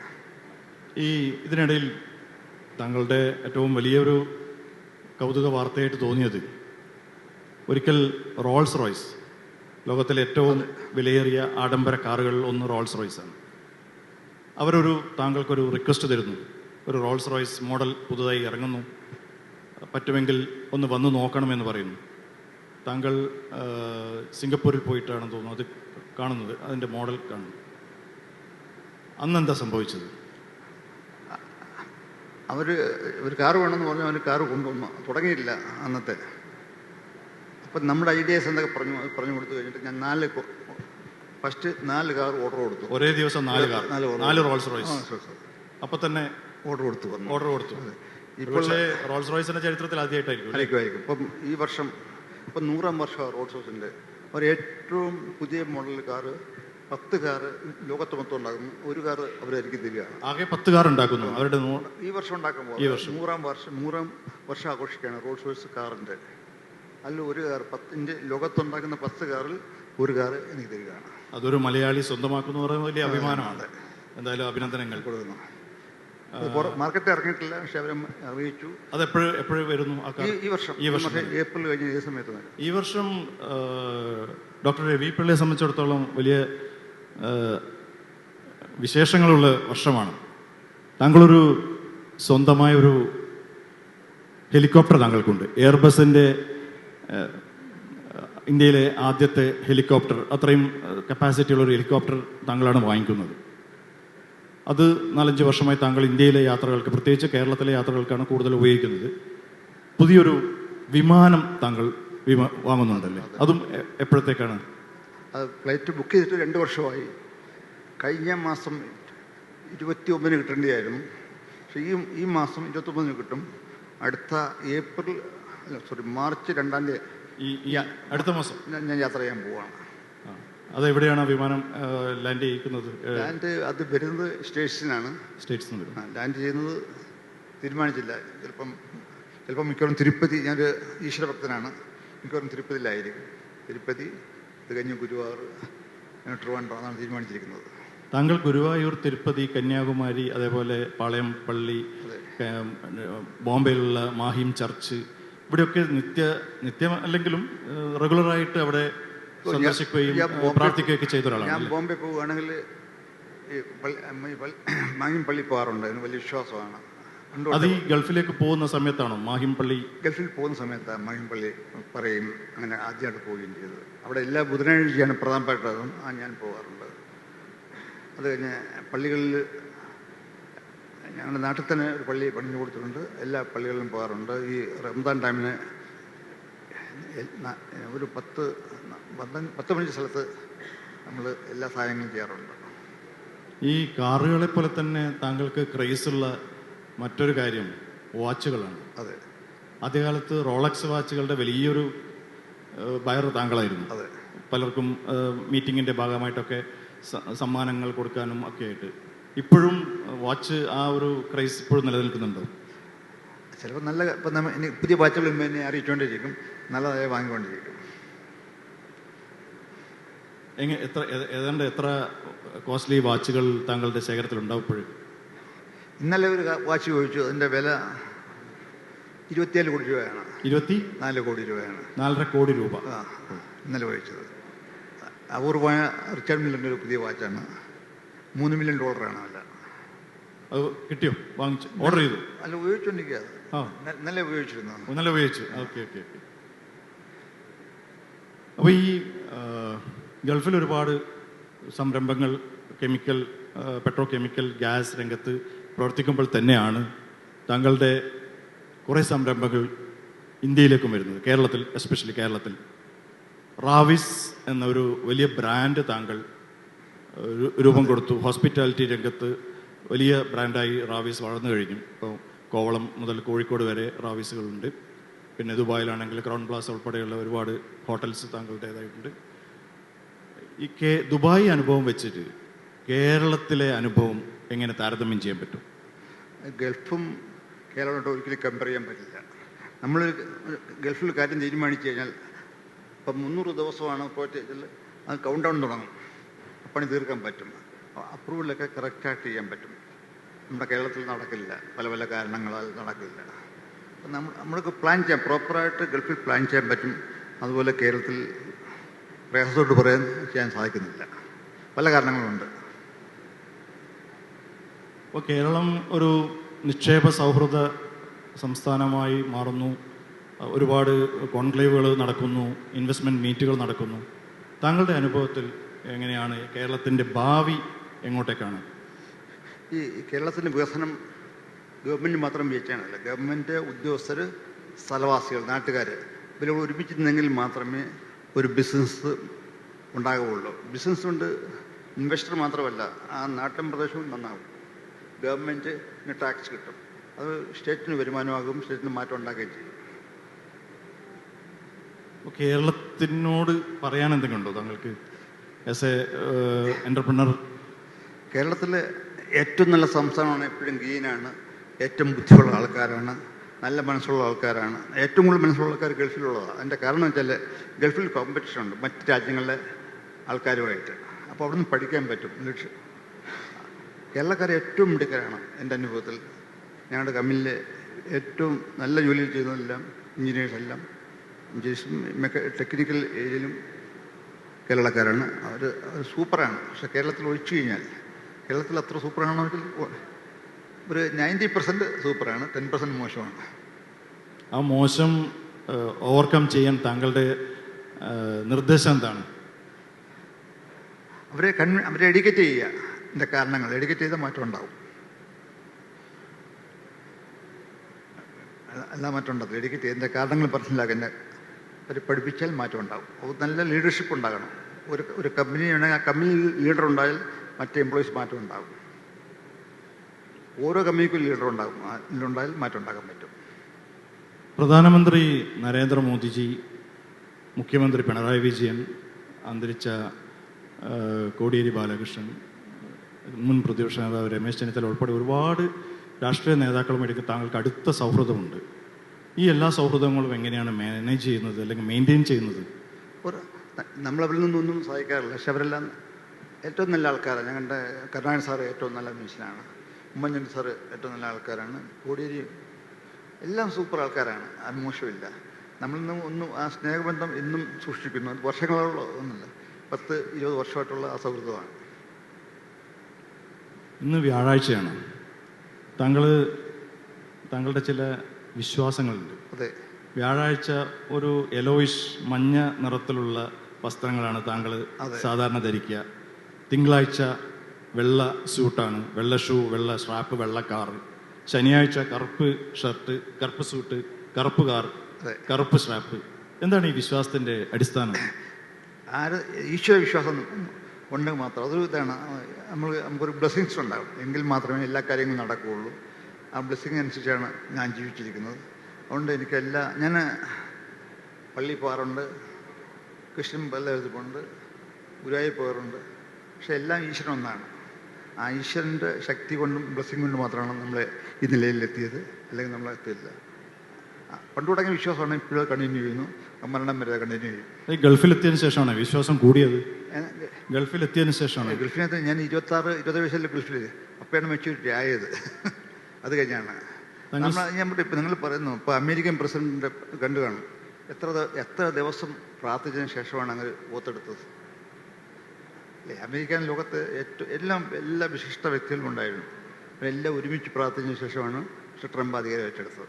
ഈശ്വരവിശ്വാസം എപ്പോഴും നല്ലതാണ് എൻ്റെ അഭിപ്രായം. താങ്കൾ സൗദി അറേബ്യയെക്കുറിച്ച് പറയുമ്പോഴൊക്കെ സൗദി എന്ന പുണ്യനഗരമാണ് എൻ്റെ ഉയർച്ചയ്ക്ക് കാരണം എന്ന് പറയാറുണ്ട്. എല്ലാ ഗൾഫ് നാടുകളെയും, ഗൾഫിലെ ഭരണാധികാരികളുമായിട്ടുള്ള സൗഹൃദങ്ങൾ എങ്ങനെയാണ് രൂപപ്പെടുന്നത്? താങ്കളുടെ വ്യവസായം കൊണ്ട് താങ്കൾ ഉണ്ടാക്കിയെടുത്ത സൗഹൃദമാണോ, അല്ലെങ്കിൽ താങ്കളിലേക്ക് അവർ ശ്രദ്ധിച്ചതാണോ? നമ്മൾ അങ്ങോട്ട് ചെന്നതാണ് ആദ്യം, പിന്നെ വന്നത്. നമ്മൾ നല്ലതാണെങ്കിൽ ആൾക്കാർ നമ്മൾ കാണാൻ പറ്റും. ഇപ്പം ഇന്ത്യൻ പ്രൈം മിനിസ്റ്റർ ആണെങ്കിൽ നമ്മുടെ റെസ്യൂമെ അയക്കും. പഠിച്ചിട്ട് മാത്രമേ അവർ അപ്പോയിൻ്റ് കിട്ടുകയുള്ളൂ, എല്ലാവർക്കും കാണാൻ പറ്റില്ല. അപ്പം ഗൾഫിലെ ഏത് ഭരണാധികാരിയും കാണണമെങ്കിലും നമ്മളെപ്പറ്റി എല്ലാവരും പഠിച്ചതിന് ശേഷം മാത്രമേ നമുക്ക് അപ്പോയിൻമെൻറ്റ് ചെയ്യാവുള്ളൂ. ഞാൻ സൗദിയിൽ ഞാൻ പോയില്ലായിരുന്നെങ്കിൽ, ഗൾഫിൽ പോയില്ലെങ്കിൽ ഞാൻ ഈ നിലയിലെത്തിയില്ലായിരുന്നു. എൻ്റെ ഉയർച്ചയുടെ പ്രധാന കാരണം ഗൾഫ് കൺട്രീസാണ്. അത് ഞാനും എൻ്റെ ഫാമിലി എന്നും കടപ്പെട്ടിരിക്കുന്നു. ഞാൻ മാത്രമല്ല, കോടിക്കണക്കിന് ആൾക്കാർ ഗൾഫ് കൊണ്ട് രക്ഷപ്പെട്ടിട്ടുണ്ട്. ഇപ്പോൾ നമ്മൾ ഈ വിമാനത്തിൻ്റെയും റോൾസ് റോയ്സിൻ്റെയും വലിയ വാച്ചുകളുടെയൊക്കെ കഥ പറയുമ്പോൾ ഒന്നാമത്തെ ഗൾഫ് യുദ്ധം കഴിഞ്ഞ് എല്ലാം നഷ്ടപ്പെട്ട് തിരിച്ചു വന്നൊരു രവിപിള്ളയുണ്ട്. അതെ. മിക്കവാറും താങ്കളുടെ സമ്പാദ്യങ്ങളൊക്കെ പല വഴിയിൽ പോയി, ജീവനക്കാരെ തിരിച്ചയക്കാൻ പോയി. കൊല്ലത്ത് വന്നിട്ട് വാടകയ്ക്ക് ഒരു വീട് കിട്ടാൻ പോലും പ്രയാസപ്പെട്ട ഒരു കാലമുണ്ടായിരുന്നു. അത് ഓർക്കാറുണ്ട് ഇപ്പോഴും? ഓർക്കാറുണ്ട്. എനിക്ക് പൈസ ബാങ്കിലുള്ള ആർക്കും ഇല്ല, വീടുമുണ്ട്. വീട് വാടക കൊടുത്തിരിക്കുക. അന്നൊരു വീട് വാടക ചോദിച്ചപ്പോൾ ഗൾഫിൽ നിന്ന് വന്നുകൊണ്ട് ആർക്കും വീട് തരാൻ സാധ്യത ഉണ്ടായില്ല. പിന്നെ വേറെ എൻ്റെ ഒരു പരിചയക്കാരൻ ഒരു ബാങ്ക് മാനേജറുടെ പേരിലാണ് ഒരു വീട് എടുത്ത് താമസിച്ചത്. അത് 1990. അതെ, ഏതാണ്ട് അതുപോലത്തെ ഒരു പ്രതിസന്ധിയായിരുന്നു കോവിഡ് കാലത്തും, അല്ലേ? കോവിഡ് കാലത്തെ എങ്ങനെയായിരുന്നു അനുഭവങ്ങൾ? പ്രത്യേകിച്ച് ആ ഒരു വർഷത്തോളം എല്ലാ പ്രോജക്ട്സുകളും ഫ്രീസായ കാലമല്ലേ? 2 വർഷത്തോളം കോവിഡായിട്ടും എല്ലാവർക്കും ശമ്പളം സമയത്ത് കൊടുത്തു, ആഹാരം കൊടുത്തു. പിന്നെ എല്ലാവർക്കും ഒരുപാട് ഞങ്ങളുടെ നല്ല കുറേ ആത്മാർത്ഥമായ എംപ്ലോയീസ് മരിച്ചു. നമ്മളുടെ കുടുംബത്തെ സഹായിച്ചു.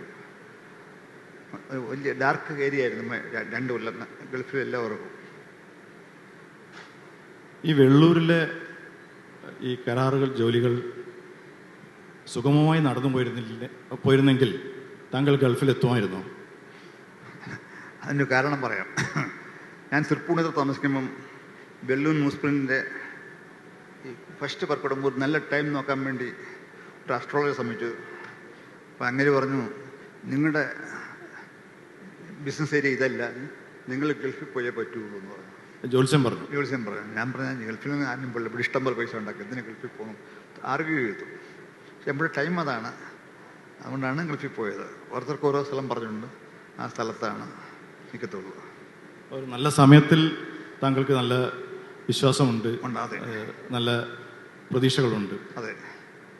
ഇനി 2 ലക്ഷം പേർക്ക് തൊഴിൽ കൊടുക്കുക എന്നുള്ള ഒരു വലിയ സ്വപ്നമാണ് താങ്കളുടെ മുന്നിലുള്ളത്. എൻ്റെ ഒരു സംശയം, ഇപ്പോൾ നമ്മൾ ലോകം പുതിയ ഊർജ സ്രോതസ്സുകളിലേക്ക് മാറുകയാണ്, സൗരോർജം അല്ലെങ്കിൽ അതേപോലെയുള്ള മറ്റ്.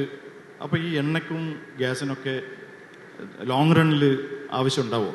ഒരു 10-50 വർഷത്തേക്കൊന്നും ഉണ്ടാകില്ല. 50 വർഷത്തേക്ക് പ്രശ്നം, അതിനുശേഷം ഉണ്ടാകും. ഇപ്പോൾ 50 വർഷത്തേക്കൊന്നും ഉണ്ടാകില്ല, ഇങ്ങനെ നടന്നുകൊണ്ടേയിരിക്കും.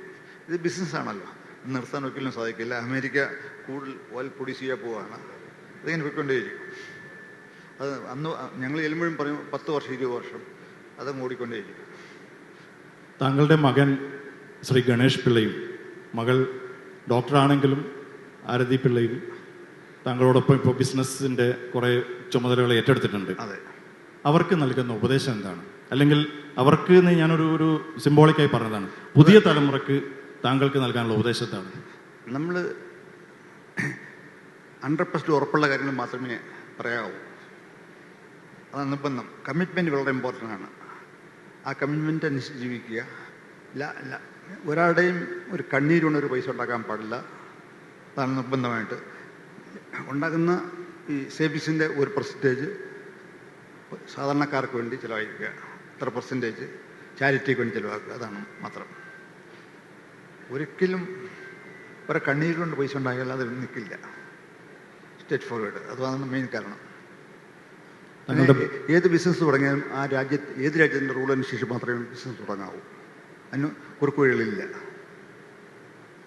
താങ്കളുടെ ഭാര്യയുടെ ഒരു കാര്യം കൂടി ചോദിച്ചുകൊണ്ട് നമുക്ക് ഈ സെഷൻ വൈൻഡപ്പ് ചെയ്യണമെന്ന് തോന്നുന്നു. ഭാര്യ ഒരു B.Ed ബിരുദധാരിയായിരുന്നു. കല്യാണ സമയത്ത് താങ്കളൊരു കണ്ടീഷൻ വെച്ചു, ഭാര്യ ജോലിക്ക് പോകാൻ പാടില്ല. അങ്ങനെ അവർക്കൊരു വലിയ പ്രയാസം ഉണ്ടായിരുന്നു. അതിനു മുമ്പ് തന്നെ ഏതാണ്ടൊരു അധ്യാപക ജോലി ഉറപ്പാക്കി വെച്ചതായിരുന്നു. അതിനിടയിലാണ് കല്യാണം.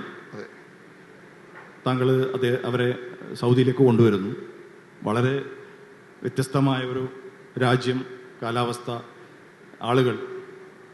പിന്നീട് അവർ ഒരു ജോലി, B.Ed എന്നൊക്കെ ഉള്ളത്, താങ്കൾ ആ വർഷങ്ങൾക്ക് ശേഷം അവരുടെ ആ അധ്യാപിക എന്നുള്ളൊരു സ്വപ്നം യാഥാർത്ഥ്യമാക്കാൻ വേണ്ടി ബഹ്റിനിലൊരു സ്കൂൾ തന്നെ വാങ്ങിച്ച് സമ്മാനിച്ചതായി കേട്ടിട്ടുണ്ട്. ശരിയാണോ അത്? അതാണ് അന്ന് പറയാൻ കാരണം വെച്ചാൽ ഞാൻ എപ്പോഴും യാത്രയായിരുന്നു.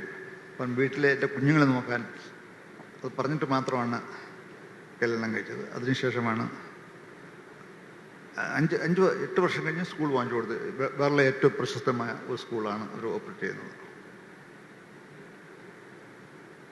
അപ്പോൾ ഏതായാലും താങ്കൾക്ക് താങ്കളുടെ സ്വപ്നങ്ങൾ പ്രതീക്ഷകളൊക്കെ കൂടുതൽ യാഥാർത്ഥ്യമാക്കാൻ കഴിയട്ടെ. ഇനിയും നമ്മുടെ ഇവിടെ ഇരിക്കുന്ന സദസ്സിൽ 1-2 പേർക്ക് ചോദ്യങ്ങൾ ചോദിക്കാൻ സമയമുണ്ട്. ആർക്കെങ്കിലും ശ്രീ രവിപിള്ള എന്ന വ്യവസായിയോട്, മനുഷ്യസ്നേഹിയോട് എന്തെങ്കിലും ചോദിക്കാനുണ്ടെങ്കിൽ ചോദിക്കാം. Q&A സെഷൻ ആണ്. സോ ഓഡിയൻസിന്റെ സൈഡിൽ നിന്ന് എന്തെങ്കിലും ക്വസ്റ്റ്യൻസ് ഉണ്ടെങ്കിൽ നിങ്ങൾക്ക് ക്വസ്റ്റ്യൻസ് ചോദിക്കാം.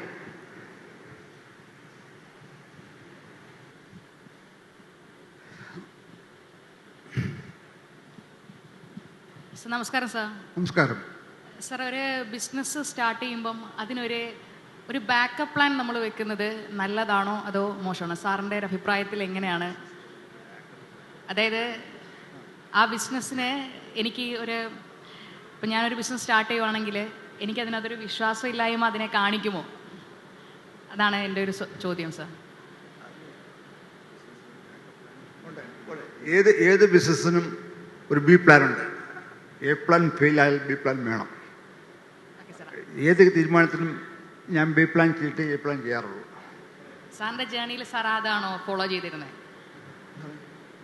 സാറിൻ്റെ ജേണിയിൽ സാർ അതായിരുന്നോ ഫോളോ ചെയ്തിരുന്നത്? സാറ് ഫോളോ ചെയ്തിരുന്നത് അതായിരുന്നോ എന്നാണ് ചോദിച്ചത്. ഞാൻ പറയാം, ഏത് കാര്യത്തിനും എയും ബിയുമാണ്. എപ്പോഴും എ തന്നെ സക്സസ് ആകാറുണ്ട്, എ ഫെയിലറായ ബിയിൽ പോകാറുണ്ട്.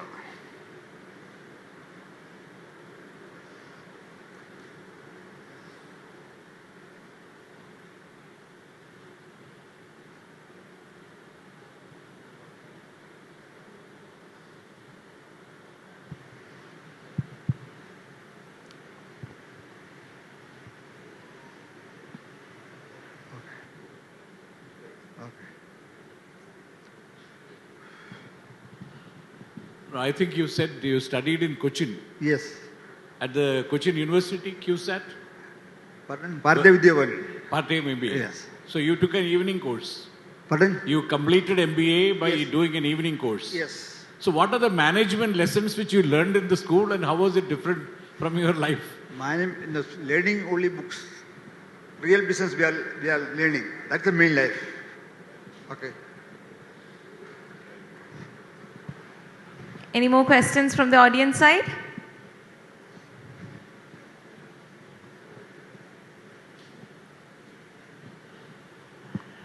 സമ്പത്ത് മാത്രമല്ല ജീവിതത്തിൽ വലുത് എന്ന് തോന്നുന്ന ഏതെങ്കിലും ഒരു നിമിഷം താങ്കളുടെ ഇത്രയും കാലത്തെ ജീവിതത്തിൽ ഉണ്ടായിട്ടുണ്ടോ?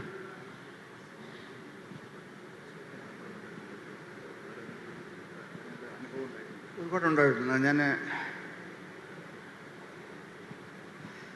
എൻ്റെ അമ്മ നഷ്ടപ്പെട്ടപ്പോൾ വലിയ പ്രയാസമുണ്ടായിട്ടുണ്ട്. എൻ്റെ ഒരു കുട്ടി നഷ്ടപ്പെട്ടപ്പോൾ പ്രയാസം ഉണ്ടായിട്ടുണ്ട്. പിന്നെ കോവിഡ് സമയത്ത് എൻ്റെ കുറേ നല്ല എംപ്ലോയീസ് മരിച്ചു, അതിൽ നഷ്ടം ഉണ്ടായിട്ടുണ്ട്. അതിൽ പ്രയാസപ്പെട്ടിട്ടുമുണ്ട്.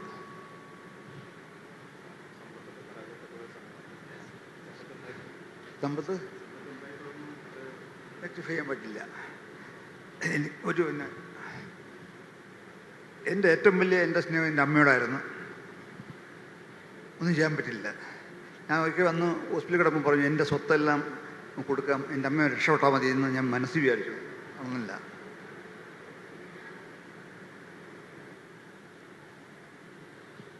സർ, ഈ പുതിയ ജനറേഷനോട് സാറിന് പറയാനുള്ള എന്താണ്? പുതിയ ജനറേഷനോട് എന്താണ്?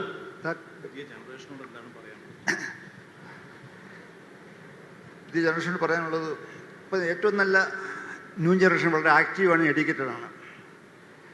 എപ്പോഴും ഒരു കാര്യം പഠിച്ച് മാത്രമേ ഏത് ബിസിനസ്സും തുടങ്ങാൻ പറ്റുള്ളൂ.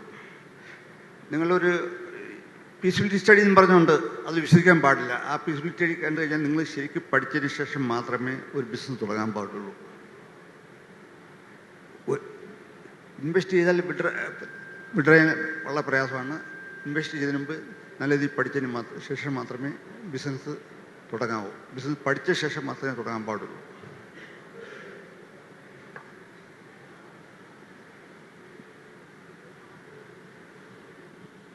Good evening sir. കേരളം ഇപ്പോൾ ഒരു വളരെ പ്രതിസന്ധി കൂടെ കടന്നു പോവാണ്. എഡ്യൂക്കേറ്റഡ് കുട്ടികളെല്ലാം എങ്ങനെയും പുറത്തു കടക്കുക എന്നുള്ളൊരു രീതിയിൽ പോകുന്നു. അതേസമയം ഡെയിലി വേജസ് ഉള്ള പണികളെല്ലാം വെളിയിൽ നിന്നുള്ള ആൾക്കാർ ഇവിടെ വന്ന് ചെയ്യുന്നു. അപ്പോൾ അത് എന്തുകൊണ്ടാണ്? അതിന് ഉള്ള പരിഹാരം അങ്ങ് എന്താണ് നിർദ്ദേശിക്കുന്നത്? വിദേശത്ത് പോകാൻ കാരണം നമ്മുടെ ഇഷ്ടം പോലെ ജോലി സാധ്യതകളുണ്ട്, നല്ല ശമ്പളം കിട്ടും, ടാക്സ് ഇല്ല, പിന്നെ സ്വാതന്ത്ര്യമുണ്ട്. അതുകൊണ്ടാണ് എല്ലാവരും പുറത്തു പോകുന്നത്. പുറത്തു പോയൊരു മത്സരമുണ്ട്, എങ്ങനെ കൂടുതൽ നോളജ് ഉണ്ടാക്കുക, മണി എങ്ങനെയാണ് ചെയ്യുക. അതുകൊണ്ടാണ് പുറത്തു പോകുന്ന കാരണം. അത് ഓരോരുത്തർ അടുത്ത അയൽക്കാർ പോയി പൈസ ഉണ്ടാക്കുന്നത് കണ്ടുകൊണ്ട് പോകുന്നതാണ്. ഓരോ രക്ഷപ്പെടുന്ന 95% ആൾക്കാരും സക്സസ് ആകുന്നുണ്ട്. ഇപ്പോഴത്തെ പുതിയ തലമുറ വർക്കേഴ്സ് ഇല്ല, എല്ലാം ബ്ലൂ കളറാണ്. ഈ വർക്കേഴ്സ് ഇല്ലാതുകൊണ്ട് മാത്രമാണ് ഇപ്പോൾ നമ്മൾ UP, ബീഹാർ എന്ന രാജ്യങ്ങളിൽ നിന്ന് സംസ്ഥാനങ്ങളിലുള്ള ആൾക്കാരുടെ വരുന്നത്. ഇപ്പോൾ ബോംബെയിൽ ഒരു ബീഹാരിക്ക് 300 രൂപ ശമ്പളമാണെങ്കിൽ കേരളത്തിൽ 1000 രൂപ 1200 രൂപയാണ്. അപ്പോൾ ഈ നോർത്ത് ഇന്ത്യൻസ് ഏറ്റവും കൂടുതൽ ഇഷ്ടപ്പെടുന്നത് ജോലി ചെയ്യാൻ കേരളമാണ്. നല്ല ശമ്പളവും നല്ല സൗകര്യങ്ങളും കൊണ്ട് മാത്രമാണ്. അതിന് കൂടിക്കൊണ്ടേയിരിക്കും. പക്ഷേ എന്ന് UP, ബീഹാർ ഒരു മാറ്റം ഉണ്ടായാൽ പ്രയാസം ഉണ്ടാവും.